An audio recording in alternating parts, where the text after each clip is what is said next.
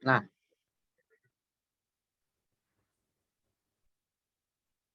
Assalamualaikum warahmatullahi wabarakatuh. Perkenalkan, nama saya Adit Raherdian, NIM 19089181.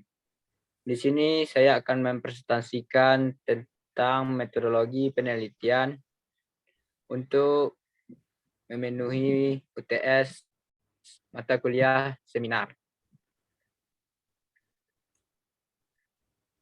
1. Identifikasi masalah perumusan masalah. Lanjut.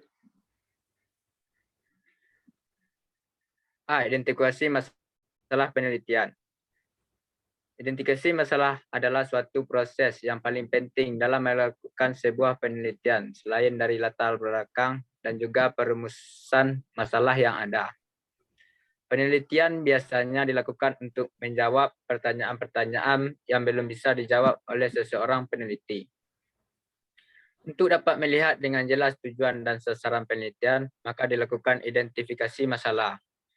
Dalam penelitian sosial, proses identifikasi masalah dapat dilakukan dengan mendeteksi permasalahan sosial yang diamati. Dari sebuah peneliti dapat mengambil langkah untuk mengetahui lebih lanjut, bisa dengan melakukan observasi, membaca literatur, atau melakukan survei awal. Identifikasi masalah adalah suatu proses yang paling penting dalam melakukan sebuah penelitian. Selain dari latar belakang dan juga perumusan masalah yang ada, konsep identifikasi masalah atau problem identification adalah proses dan hasil pengenalan masalah atau inventarisasi masalah. Dengan kata lain, identifikasi masalah adalah salah satu proses penelitian yang boleh dikatakan paling penting di antara proses lain. Masalah penelitian atau research problem akan menentukan kualitas suatu penelitian. Bahkan itu juga menentukan apakah sebuah kegiatan bisa disebut penelitian atau tidak. Masalah penelitian secara umum bisa ditemukan lewat studi literatur atau lewat pengamatan lapangan atau observasi, survei, dan sebagainya.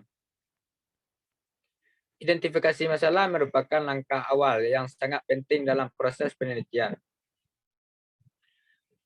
Ketika peneliti menangkap fenomena yang berpotensi untuk diteliti, langkah selanjutnya yang mendesak adalah mengidentifikasi masalah dari fenomena yang diamati tersebut.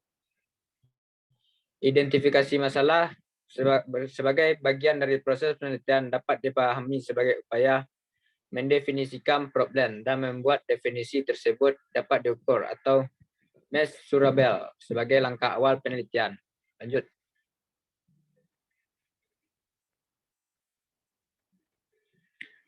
Fungsi dari identifikasi masalah. 1. Sebagai bentuk dorongan dari suatu kegiatan dari penelitian untuk menjadi penyebab suatu kegiatan penelitian terjadi untuk dilakukan. 2. Perumusan dapat dilakukan dengan pengembangan sehingga mendapatkan wawasan baru. Lanjut. 3. Tahu apa saja yang harus dibahas, apa saja yang harus diselesaikan sehingga menjadi suatu karya, hasil ataupun wawasan baru. 4. Mempermudah untuk menentukan mana saja yang harus diprioritaskan dan mana yang hanya akan menjadi bagian pelengkap. Lanjut.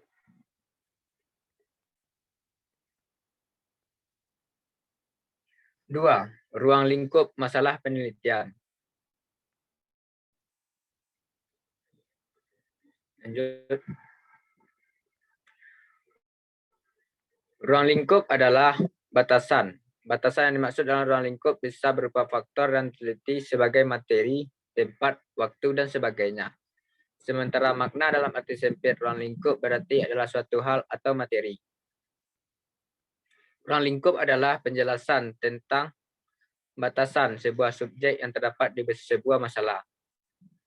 Bila diartikan secara luas, terdapat di sebuah masalah.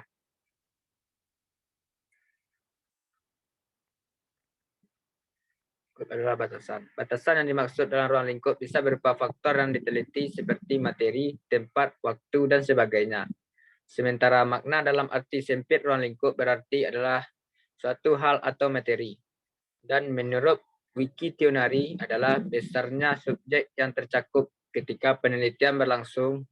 Ruang lingkup dapat dimaknakan sebagai batasan masalah yang dipakai, jumlah subjek yang diteliti, materi yang dibahas, luas tempat penelitian, dan lain-lain. Ruang lingkup atau batasan penelitian ini sangat penting sebab bisa berpengaruh terhadap keabsahan dari sebuah penelitian. Sedangkan pada arti yang khusus, ruang lingkup merupakan sebuah metode untuk pembatasan ilmu yang dikaji. Contohnya adalah ilmu filsafat mempunyai cakupan filsafat dasar, filsafat ontologi, filsafat epistemologi, filsafat aksiologi, hermeneutika, logika, etika, dan estetika. Pada tiap kategori bisa dijelaskan setiap ruang lingkupnya. Contohnya adalah filsafat aksiologi mempunyai batasan cakupan etika deskriptif, etika normatif, dan estetika deskriptif, dan estetika normatif. Agar bisa memahami dari sebuah ruang lingkup, Anda harus mencari pengertian dari segi terminologi atau penjelasan batasan atau skop dari sebuah inti materi yang akan dikaji. Lanjut.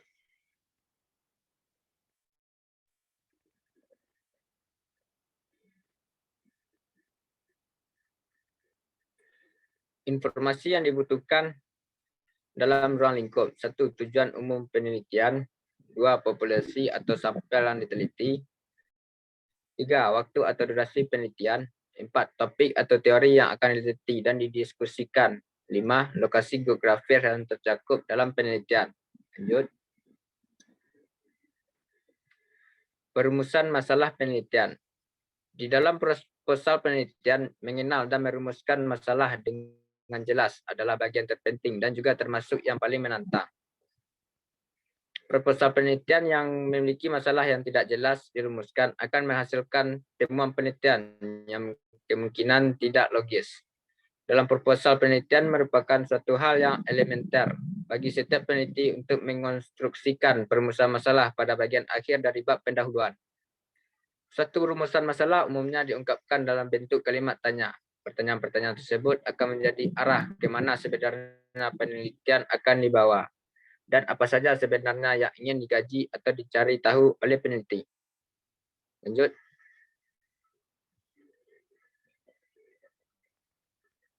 Lanjut.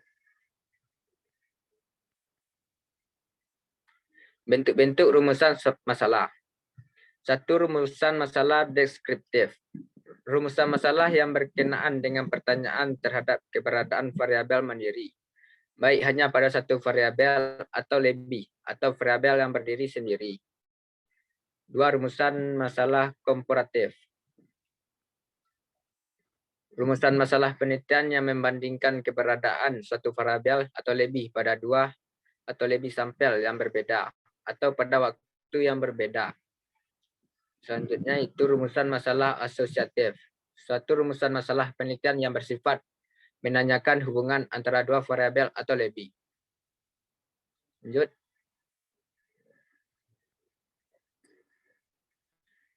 Langkah-langkah dalam membuat rumusan masalah yaitu sebagai berikut. 1.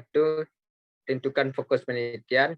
2. Cari berbagai kemungkinan faktor yang ada kaitannya dengan fokus tersebut, yang dalam hal ini dinamakan subfokus. 3. Cari antara faktor yang terkait, adakah pekajian mana yang sangat menarik untuk ditelaah, kemudian ditetapkan mana yang dipilih. 4.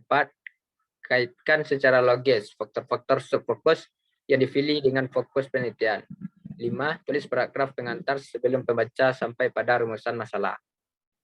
6. Tulis dalam bentuk daftar pertanyaan agar lebih mudah membentuk konsep. Lanjut.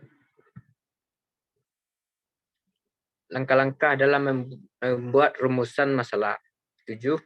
Kalimat tanya yang relevan seperti apa, bagaimana, dan mengapa.